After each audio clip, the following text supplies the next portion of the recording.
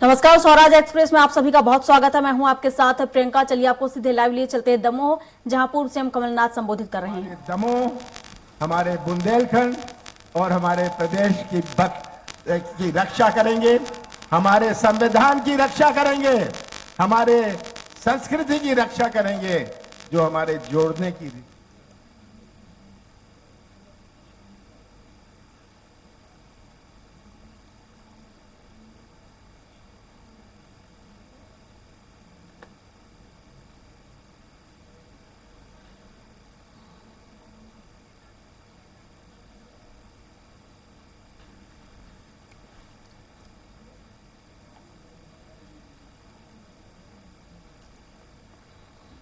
सभी दमोह की जनता से अनुरोध करूंगा कि माननीय श्रीमती प्रियंका गांधी जी को सुनने के लिए यहाँ पे आए हुए हैं।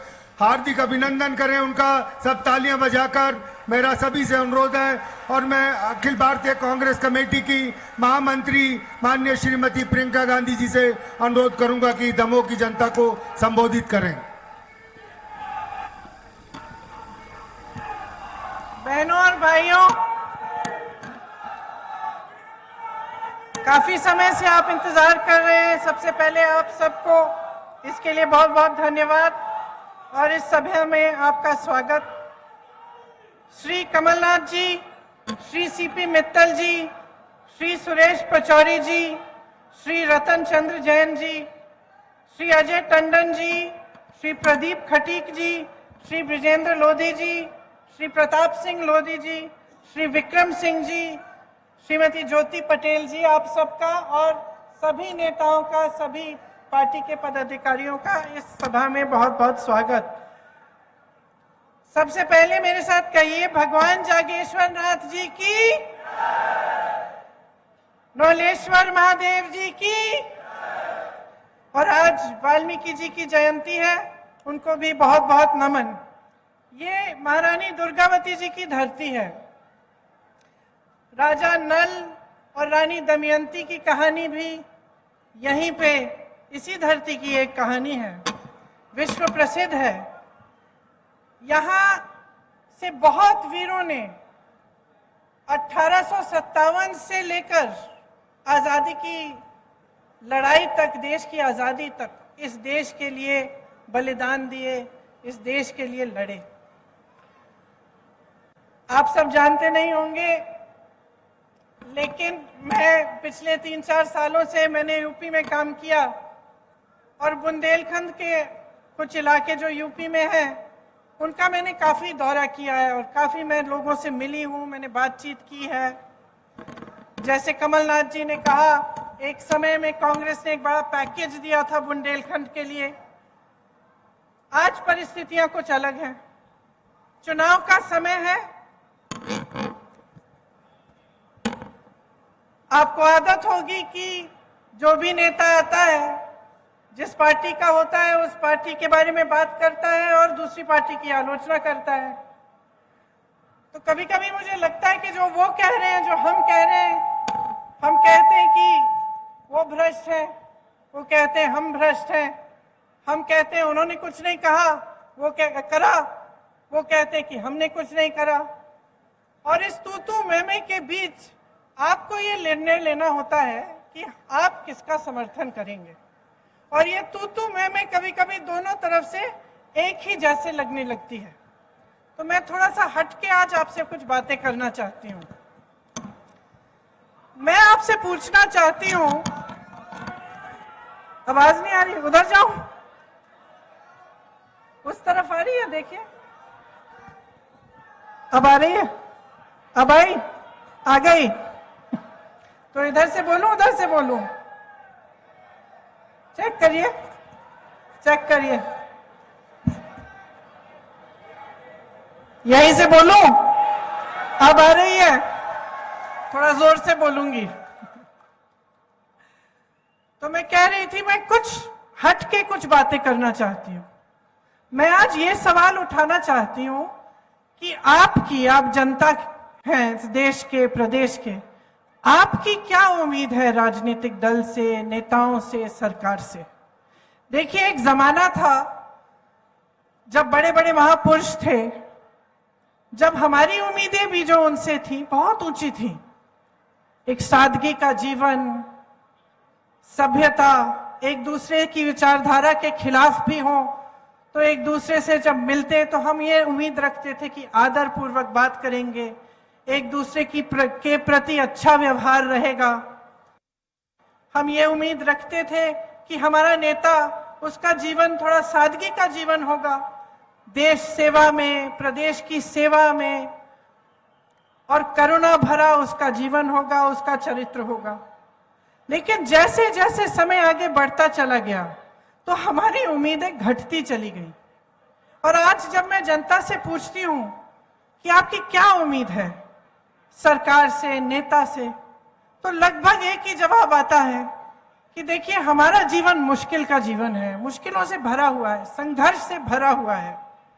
तो हम जो न्यूनतम हमारी उम्मीद है अपने नेताओं से, अपनी जो राजनीतिक दल हैं, सरकारों से, कि इस संघर्ष के जीवन में हमारी थोड़ी बहुत सहायता हो जाए, हमें आगे बढ़ाएं। ये जो सड़कें हैं, पानी है, बिजली है, ये बन जाए, हमें बिजली मिल जाए, महंगाई से थोड़ी राहत मिल जाए, रोजगार मिल जाए, हमारा भविष्य बन जाए। बाकी आप सब रात दिन मेहनत करते हैं, कोई खेती में करता है, कोई रोजगार करता है, यहाँ से पलायन बहुत है, लोग दूर दूर जाते हैं रोजगार ढूंढने के लिए, जो दूर जाते हैं अपने परिवारों को छोड़ के जाते हैं, दिन रात काम करते हैं, पैसे भेजते हैं घर। किस लिए? ताकि आपका भविष्य मजबूत बने। और आपकी उम्मीद यही रहती है कि जो भी सरकार आए, इस भविष्य को मजबूत बनाने में, आपके जीवन के निर्माण में वो आपके साथ भागीदार हो और आपकी मदद करे। लेकिन परिस्थितियां कुछ अजीब सी बन गई हैं। हम रोजगार की बातें करते हैं, यहाँ पलायन बहुत है। अब पलायन कब होता है? पलायन तब होता है जब अपने इलाके में, अपने जिले में, अपने प्रदेश में कम रोजगार मिलता है। तभी इंसान सोचता है कि भाई यहाँ मेरा कुछ बन नहीं रहा है, मैं शहर में जाके कुछ काम करता हूँ, हो सकता है कि कुछ बन जाए। तो पलायन किस लिए हो रहा है? क्योंकि रोजगार आपको मिल नहीं रहे। और रोजगार क्यों नहीं मिल रहे हैं? आपने कभी सोचा है कि 45 सालों में सबसे ज्यादा बेरोजगारी आज है हमारे देश में। यहाँ मध्य प्रदेश की जो सरकार है, पिछले 3 सालों में इन्होंने 21 रोजगार दिए हैं। 21 रोजगार। अगर इतनी बेहाल स्थिति नहीं होती तो हास्य स्थिति होती कि एक सरकार जिसके पास सत्ता है, जो 18 सालों से सत्ता में है, वो मात्र 3 सालों में मात्र 21 रोजगार दे रही है। आप पुलिस वाले हैं, आप ध्यान से मेरी बातों को सुन रहे हैं। कितनी सरकारी नौकरियां खाली पड़ी हैं, कितने पद खाली हैं। यहाँ मध्य प्रदेश में जो स्वास्थ्य की व्यवस्था है उसमें देखिए, तमाम डॉक्टरों के पद खाली हैं। नौजवान हैं पढ़े लिखे, ऐसे नौजवान हैं जिन्होंने काम किया है, जिनके माता पिताओं ने बचत करके उनको मुश्किल से पढ़ाया लिखाया है, डिग्रियां हैं, भर्ती की प्रतीक्षा, भर्ती की जो टेस्ट है वो भी किए हैं, लेकिन भर्ती नहीं होती। यूपी में मैं तो ऐसे लोगों से मिली हूं जिन्होंने 6 बार एग्जाम दिया क्योंकि घोटाले हो रहे हैं उसमें। तो एक तरफ से भर्ती भी नहीं होती, पद खाली हैं, उनको भरा नहीं जाता। जो रोजगार बनाने के माध्यम थे उनके बारे में आप थोड़ा सा सोचिए। रोजगार बनते कहां से थे? एक तो बड़ी बड़ी जो सरकारी पीएसयू होते थे, बीएचईएल, एचएएल, इस तरह के जो पीएसयू थे, इनसे बहुत रोजगार बनते थे। और सब चाहते भी थे कि सरकारी किसी बड़ी संस्थानों में ही हमारी नौकरी हो जाए तो हमें सुरक्षित, पूरा जीवन हम सुरक्षित रहेंगे, पेंशन भी अच्छा मिलेगा। आज स्थिति क्या है? जितने पीएसयू थे, जितनी बड़ी बड़ी जो देश की संपत्ति थी, वो अपने बड़े बड़े उद्योगपति मित्रों को सौंप दिए हैं कौड़ियों के दाम पे। तो रोजगार कैसे बनेंगे उनमें से? नहीं बन सकते। अब छोटी दुकानें, छोटे उद्योग, जैसे मैंने यहाँ रास्ते में बहुत सारी देखी और मैं देख रही थी कि छोटी छोटी दुकानें हैं। आपने इन दुकानदारों के, इन छोटे उद्योगपतियों की कमर तोड़ रखी है। पहले आप नोटबंदी लाए, नोटबंदी से इनका नुकसान हुआ। उसके बाद कोरोना आया, कोरोना में शायद इसी हमारे ही देश में किसी को राहत नहीं मिली होगी। बाकी देशों में दुकानदारों को, छोटे बिजनेसों को खास राहत मिली थी कोरोना के समय, यहां नहीं दी गई। ठीक है, उसके बाद क्या किया इन्होंने? जीएसटी लाए। जीएसटी से और भी मुश्किलें बढ़ गई। तो जो छोटे उद्योग थे वो लगभग बंद होने के कगार पे आ गए, और जो बड़े बड़े उद्योगपति हैं उनके हजारों करोड़ लोन माफ हो रहे हैं। उनके उद्योग बड़े होते चले जा रहे हैं, उनको देश की संपत्ति सौंपी जा रही है, तो वहां से भी रोजगार नहीं आने वाले। तीसरी जगह जहां से रोजगार आते थे, खेती।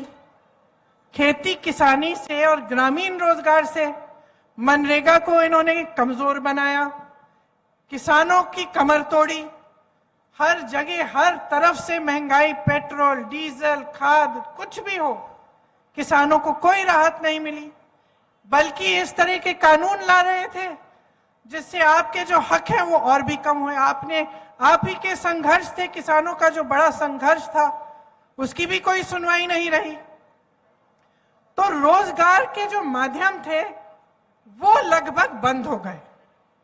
इसके साथ साथ महंगाई बढ़ती चली जा रही है। आपके जीवन में संघर्ष है, किस लिए है? अपने बच्चों का भविष्य बनाते हैं आप, बचत करने की कोशिश करते हैं। आज हर चीज पे जीएसटी, बच्चों की किताबें खरीदने जाएंगे जीएसटी, महंगी हो गई। यूनिफॉर्म खरीदना है, महंगा हो गया। इलाज कराना है किसी का, महंगा है। 10 बार सोचना पड़ता है कि अस्पताल ले जाएं, अस्पताल में पता नहीं डॉक्टर मिलेगा कि नहीं। अगर घर में कुछ नुकसान हुआ है, कुछ टूट गया है, उसकी मरम्मत करवाने के लिए सीमेंट पे जीएसटी, रोड़ी पे जीएसटी, बालू भी महंगी। तो आप आगे बढ़ कैसे पाएंगे? एक तरफ बेरोजगारी, दूसरी तरफ महंगाई। मैंने आपकी बात की, आप सुन रहे हैं। सरकारी जितने भी अधिकारी हैं, जिसकी भी सरकारी नौकरी है, एक ही मांग है आपकी आज, एक ही मांग है कि हमारी पुरानी पेंशन दे दो, है कि नहीं? और क्यों है ये मांग? क्योंकि जो नौकरी आपने वफादारी से 20 सालों के लिए की, एक तरह से वो भी तो देश सेवा है। आपने देश के लिए सेवा की, आपने नौकरी की, तो क्या ये आपका हक नहीं बनता कि आप बाद में सुरक्षित रहें?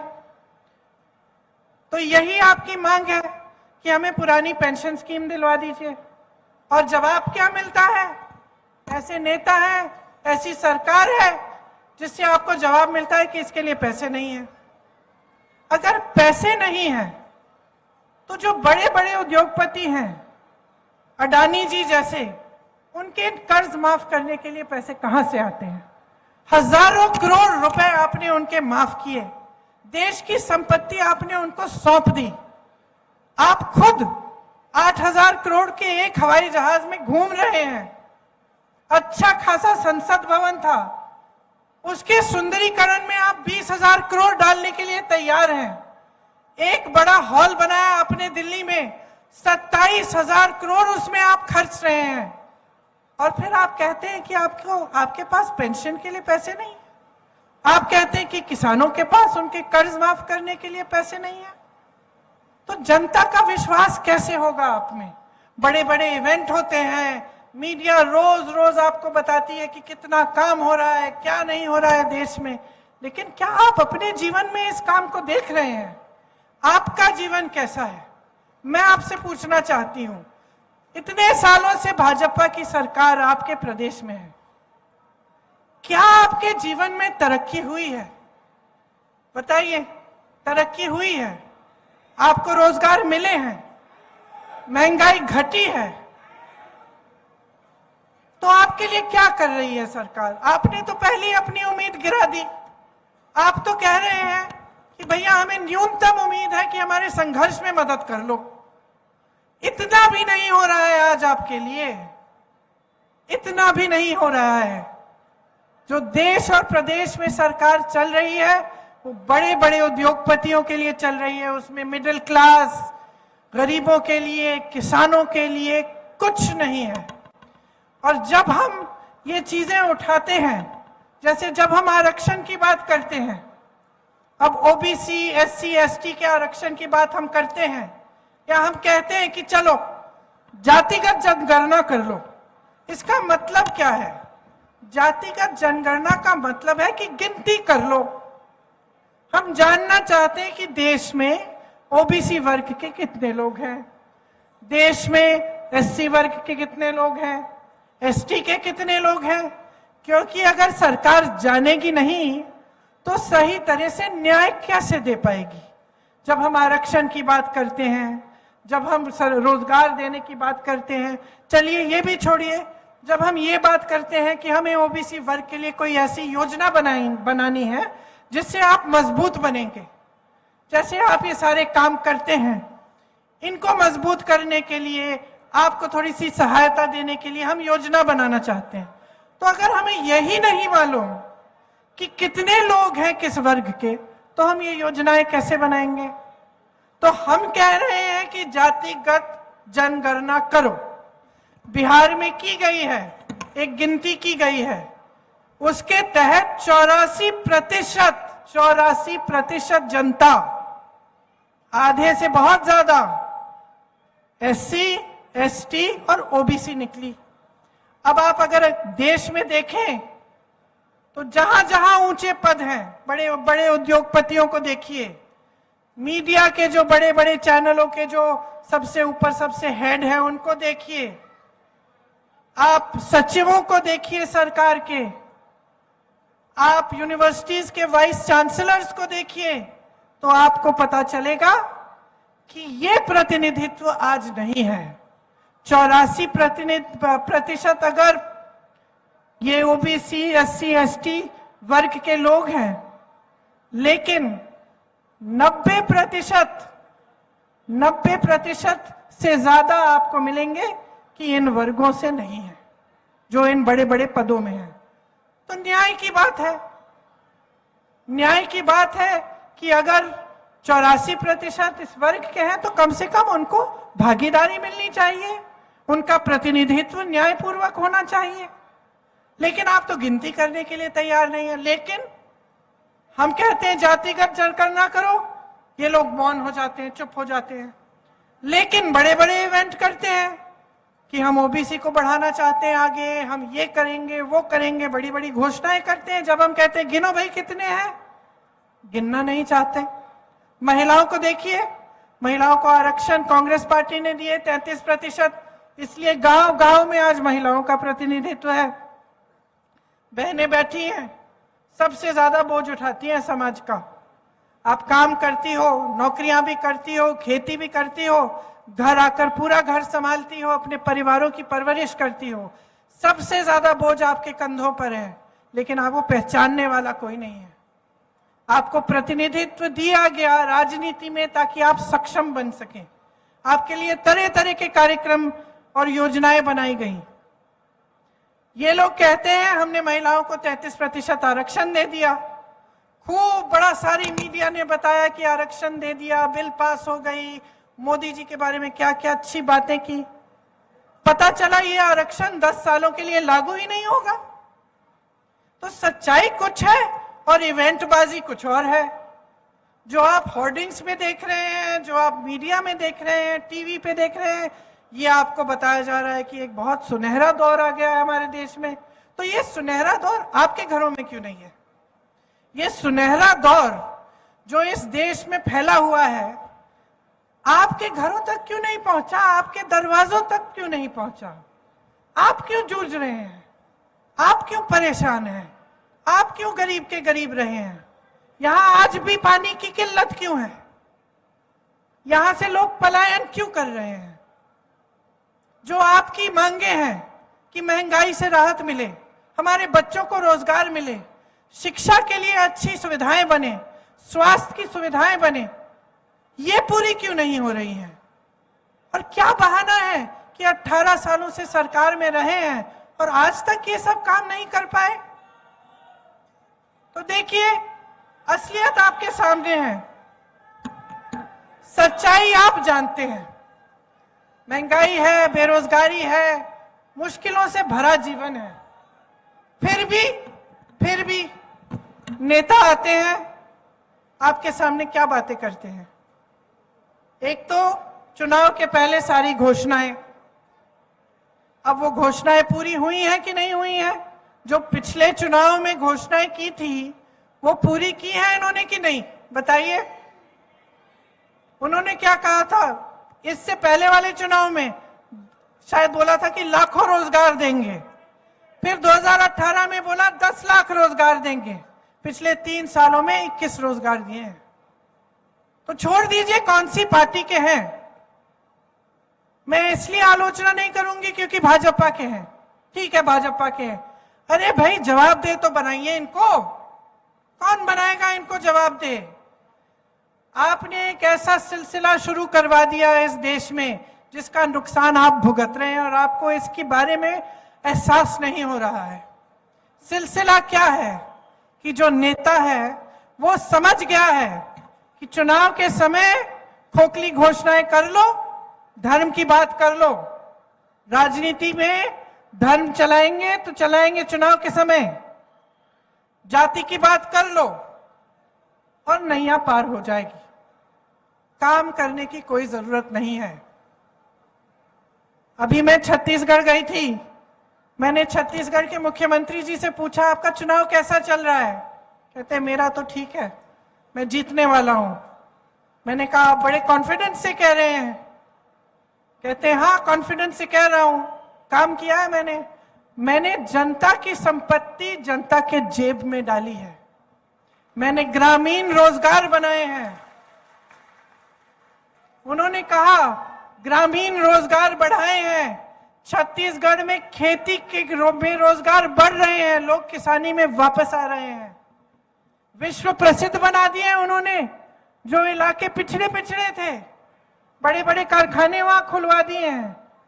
रोजगार में सबसे पहले, कर्ज माफी में सबसे पहले, क्योंकि कांग्रेस की सरकार ऐसी सरकार बनी जिसके हित में आप थे, जनता थी और आज भी है। तो ये एक राजनीति है जिसमें मुख्यमंत्री दावे से कह सकता है मैं चुनाव जीतूंगा क्योंकि मैंने काम किया है, जनता के पैसे वापस जनता को दिए हैं। और एक राजनीति ये है जो शर्मिंदा होकर आपके सामने आती है, काम की बात नहीं कर सकते, काम की बात नहीं कर सकते, इसलिए धर्म की बात करते हैं, क्योंकि सोचते हैं कि धर्म की बात उठाएंगे, आपके जज्बात उनके साथ जुड़ जाएंगे और वोट मिल जाएगा। ये सिलसिला बंद करो, इससे आपका नुकसान हो रहा है, किसी बड़े नेता का नुकसान नहीं होता, किसी रईस उद्योगपति का नुकसान नहीं होता। उनके तो बच्चे बाहर पढ़ते हैं सारे, उनको तो शिक्षा संस्थानों की जरूरत ही नहीं है, यहां सरकार बना ही नहीं रही है, उनको तो कभी भी रोजगार मिल जाएंगे। नुकसान आपका हो रहा है क्योंकि आप जवाबदेह नहीं बना रहे हो नेता को। मैंने एक भाषण में यही शायद मध्य प्रदेश में किस्सा बताया कि मैं पिताजी के साथ अमेठी गई थी जब वो प्रधानमंत्री थे, और ऐसी डांट खाई उन्होंने गांव में कि हमने आपसे कहा था ये सड़क बनाओ, आज तक अभी तक बनी नहीं है, बनवा के दिखाओ फिर आओ वापस राजू भैया। प्यार करते थे बहुत उनसे, लेकिन जवाबदेही थी उनकी। जनता जागरूक थी, जनता कहती थी हमारा काम करो, नहीं तो प्यार देंगे वोट नहीं देंगे हम, समझे आप। और आज इसका विपरीत सिलसिला चल रहा है। आज ये नौबत आ गई है कि कांग्रेस की सरकारें प्रदेशों में महंगाई राहत कैंप लगवा रही हैं, क्योंकि केंद्र की सरकार ने इतनी महंगाई बढ़ा दी है। तो जब तक आप जागरूक नहीं बनेंगे और आप सवाल नहीं उठाएंगे और नेता को यह एहसास नहीं होगा कि अगर आपका काम नहीं कर रहा है वो फिर से मंच पे नहीं लाओगे उसको, आप अपना वोट नहीं दोगे, तो कैसे बदलेगा ये देश। तो ठीक है, फिर पलायन करते रहिए, बीमार पड़ेंगे तो प्राइवेट में इलाज कराइए किसी से लोन लेके, रोजगार आपको मिलेंगे नहीं। तो अगर आप अपनी परिस्थिति को ऐसा ही चाहते हैं तो ठीक है, इस राजनीति को चलने दीजिए, चल जाएगी, लंबे दौर तक चल जाएगी। क्योंकि अगर आप अपने जज्बात और धर्म को राजनीति से जोड़ के रखेंगे तब तो ये चलती चली जाएगी। मैं तो ऐसे घरों में गई हूं गांव में कि मैंने पूछा कि दीदी बिजली नहीं है, पानी नहीं है, टूटी में से कुछ निकल नहीं रहा है। आप मुझे कह रही हो कि बच्चों को खाने का नहीं है, फिर भी आप कह रही हो कि वोट आपका धर्म के आधार पर डलेगा। लेकिन ये विधायक जिसको आप वोट दे रहे हो, जो हर बार आके आपके सामने धर्म की बात करता है, इसने तो आपकी सड़क की मरम्मत भी नहीं की है, कुछ नहीं किया आपके लिए। तो कहती है कि हाँ सही कह रही हो दीदी, अब मैं सोचूंगी। तो मैं यही कहने आई हूं कि अब सोच लीजिए। 18 साल हो गए हैं, 5 साल सामने हैं, 5 सालों में बच्चे बड़े होने वाले हैं, स्कूल जाना है, यूनिवर्सिटी जाना है, जाना पड़ेगा, रोजगार चाहिए, भविष्य बनाना है। तो ये 5 साल बहुत ही महत्वपूर्ण है, हल्के में मत लीजिए। ये मत सोचिए कि चलिए एक और चुनाव है वहीं डाले देते हैं जहां पिछले 18 सालों से डाल रहे हैं हम। गलत बात है। ये आपके भविष्य को बनाने वाला चुनाव है। आपके सामने कांग्रेस के जितने भी नेता हैं, उन्होंने सारे जितनी भी गारंटीज हैं आपको बताई हैं। अब मैं कहती हूं, मैं भी पढ़ के सुना दूंगी कौन सी है, लेकिन मैं कहना चाहती हूं कि आप ये देखिए ना कि कांग्रेस के प्रदेशों में ये क्या जो गारंटी है ये लागू है कि नहीं। कर्नाटका में ओपीएस लागू है, राजस्थान में लागू है, छत्तीसगढ़ में लागू है, हिमाचल प्रदेश में लागू है, मिल रहा है पुराना पेंशन। ये घबराहट नहीं हो रही है कि मेरे पैसे किस चीज में डाल दिए कि अगर कुछ गड़बड़ हो जाए तो मेरी सारी मेहनत, सालों की मेहनत गवा देंगे। ये घबराहट नहीं है। इन प्रदेशों में महिलाओं को पैसे मिल रहे हैं, चुनाव के पहले नहीं कि चुनाव 18 साल से सरकार चल रही है, चुनाव के 2 महीने पहले कह दिया लाडली स्कीम बना दी, तो फिर 18 सालों के लिए क्यों नहीं दिए ये पैसे? ये लाडली स्कीम आज क्यों लाए हो? और क्या समझ रखा है, क्या समझ रखा है महिलाओं को कि अकल नहीं है हमारी? क्या समझ रखा है कि हमें आप कुछ नहीं दोगे, हमें आप सुरक्षित नहीं दोगे? यहां हर रोज 17 बलात्कार हो रहे हैं, हमें सुरक्षित नहीं रख पा रहे हो, हमें पढ़ाओगे लिखाओगे नहीं, हमें रोजगार नहीं दोगे, और चुनाव के 2 महीने पहले कह दोगे लो लाडली स्कीम ले लो, 1500 रुपए पकड़ो, वोट दो। क्या समझते हैं कि महिलाएं सोचेंगी नहीं, कि महिलाएं जागरूक नहीं है? मैं बताना चाहती हूं इनको, सबसे जागरूक महिला होती है, सबसे जागरूक, क्योंकि महिला को मालूम है कि कितना संघर्ष है जीवन में। महिला अपने बच्चे के लिए कुछ भी कर लेगी, चाहे किसी भी घर की महिला हो, अपने बच्चों के लिए कुछ भी करेगी, मेहनत करेगी, कमर तोड़ मेहनत करेगी, जी तोड़ मेहनत करके धूप में पूरे दिन खेती करेगी।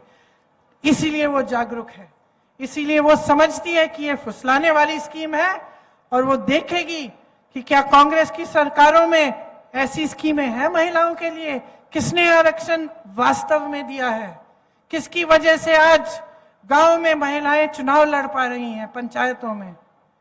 तो महिला जागरूक होती है, और मैं कह रही हूं बहनों और भी जागरूक बनो। स्कीम्स ठीक है, सारी सुन लो, देख लो, लेकिन वोट जो है ना अपने भविष्य, अपने बच्चों के भविष्य के लिए डालो।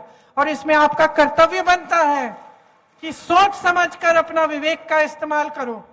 देखो क्या क्या है ये गारंटी, कहां कहां ये लागू हो रही हैं। अब एक लिस्ट है, मैं आपको बता देती हूं क्या क्या है।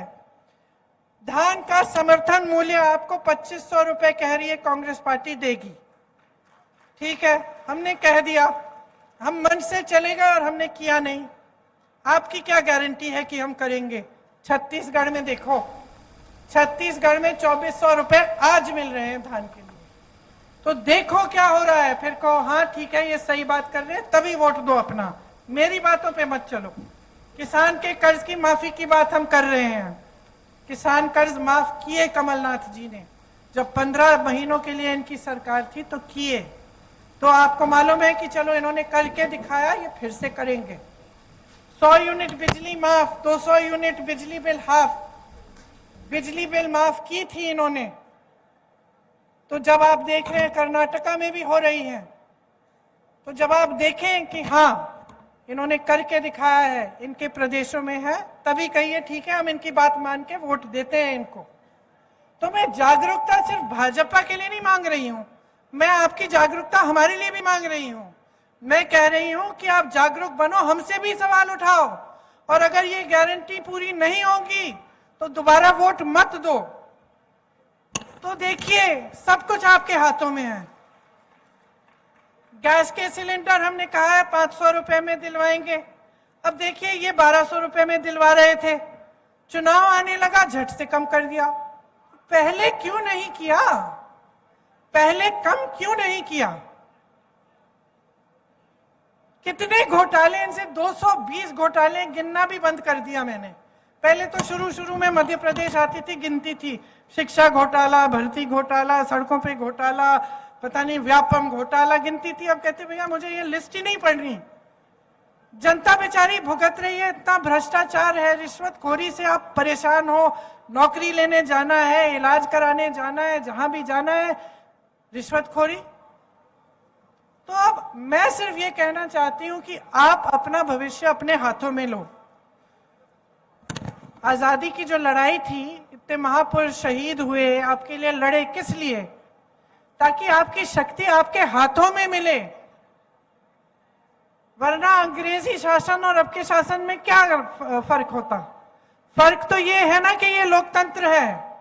फर्क तो ये है कि आप शिकायत कर सकते हैं, आप नाराज होते हैं तो आप सरकार बदल सकते हैं। फर्क तो ये है कि आप अपने हाथों में अपनी शक्ति और अपनी जिम्मेदारी ले सकते हैं।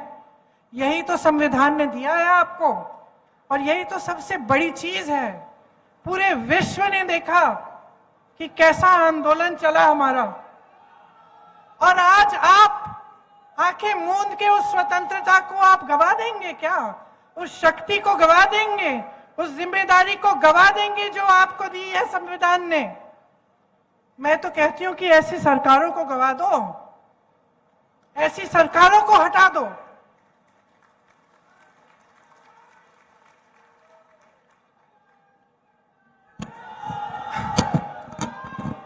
आप अपने भविष्य के लिए नहीं लड़ेंगे तो कोई नहीं लड़ पाएगा आपके लिए। आज हम चीखते हैं, चिल्लाते हैं, जहां जहां जाते हैं हर मंच पर हम कहते हैं कि जागरूक बनो, जागरूक बनो। हम लड़ रहे हैं आपके लिए, हम लड़ रहे हैं संविधान के लिए, हम लड़ रहे हैं भ्रष्टाचार के खिलाफ, हम लड़ रहे हैं। रोज कह रहे हैं कि इन बड़े बड़े उद्योगपतियों को सारी संपत्ति सौंप रहे हो, जनता को उसके पैसे वापस करो, जनता को, देश को अपनी संपत्ति वापस करो। लेकिन जब तक आप नहीं जागेंगे, जब तक आप लड़ना नहीं सीखेंगे, जब तक आप सवाल नहीं उठाना सीखेंगे, तब तक कुछ नहीं बदल पाएगा बहनों और भाइयों। तो मेरी बातें ध्यान से सुन रहे हो, सोचो इनके बारे में। घर जाओगे, दुकान चलाते हो तो सोचो क्या मुश्किलें बढ़ी कि कम हुई? खेती में जाते हो, सोचो मुश्किलें बढ़ी कि कम हुई? रोजगार ढूंढने निकलते हो तो सोचो, पहले ग्रामीण रोजगार मिलता था, पहले रोजगार के मौके थे कि नहीं? पीएसयू होता तो आपको नौकरी मिलती कि नहीं? और सोचो और अपने विवेक पर, अपने अनुभव के आधार पर अपना वोट डालो। अपने देश को, अपने प्रदेश को, अपने भविष्य को, अपनी आने वाली पीढ़ी को आप बचाओ। यही मैं मांगने आई हूं आपसे, वोट नहीं मांगूंगी। मैं जानती हूं कि जब आप जागरूक बनेंगे, जब आप ये सवाल उठाना शुरू करेंगे, जब आप सोच समझ के अपना वोट डालेंगे, तो इस चुनाव में एक ही जगह आपका वोट जाएगा और वो कांग्रेस पार्टी के पास जाएगा। इसीलिए अब मैं और भी गारंटी पढ़ के सुना सकती हूं, लेकिन आप देख लीजिएगा, सब बताते रहते हैं। आप सोच समझ के अपना वोट डालिए, और जो गारंटी है जो हम दे रहे हैं उनके बारे में ठीक तरह से समझिए। यहां से पलायन बंद करवाइए, रोजगार के मौके यहीं पे आपको मिलने चाहिए। अपने बुंदेलखंड को मजबूत बनाइए। जिस तरह के पैकेज आपको कांग्रेस की सरकार ने दी थी, और इस तरह के पैकेज फिर से आए आपके प्रदेश में और आपके इलाके में, आपको मजबूत करें। तो बहुत बहुत धन्यवाद। ध्यान से मेरी बातें सुनिए, याद रखना, भूलोगे तो नहीं? बहनों बताओ, याद रखोगे? ये जो स्कीमें हैं ठीक है, लेकिन वोट आपका अपने भविष्य पे डालो, अपनी मजबूती, अपनी शक्ति पे। अब एक बार मेरे साथ जोर से बोलो, जय हिंद, जय हिंद, जय हिंद। धन्यवाद। धन्यवाद मैडम। आज दमोह की आम जनता ने कांग्रेस के चारों उम्मीदवार को जिताने का मन बना लिया है और मैं माननीय कमलनाथ जी की परमिशन से मैं अनुरोध करूंगा कि जो हमारे विधानसभा के प्रत्याशी हैं, माननीय सबसे अनुरोध करूंगा कि एक मैडम से अनुरोध करूंगा कि 6 के 6 जो प्रत्याशी हैं उनके साथ एक फोटोग्राफ हो जाए आपका। और हमारे साथ में परवीन धौलपुर जी जो प्रवेश प्रवक्ता हैं वाल्मीकि समाज की ओर से, आज महर्षि वाल्मीकि की जयंती पे माननीय श्रीमती प्रियंका गांधी जी को और कमलनाथ जी को आप उनका चित्र भेंट करेंगे। और के वर्मा जी जो वकील हैं, वो आज के कार्यक्रम में आए हुए सभी सम्मानित कांग्रेस जनों का, जनता, दमोह की जनता का जो कांग्रेस के समर्थन के लिए इस बारी विधानसभा में चारों के चारों प्रत्याशी कांग्रेस के जिताने के लिए आतुर हैं, उनसे निवेदन करूंगा कि यहाँ पे आके सभी का हार्दिक अभिनंदन करें और धन्यवाद करें।